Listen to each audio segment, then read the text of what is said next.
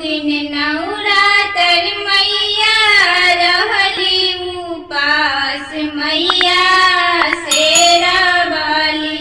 9 दिन नवरात्र मैया रहली उपास मैया शेरा वाली।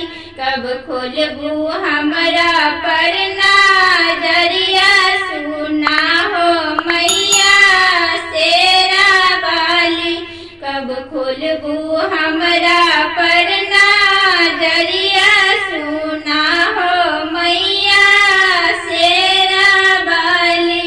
मांगू मांगू तिरिया का वन फल मांगू तिरिया यबुलानु हो।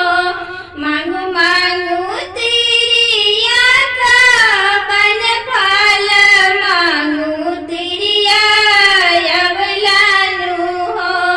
आज के मांगना सब देवो सुना हो तिरिया यबुलानु हो।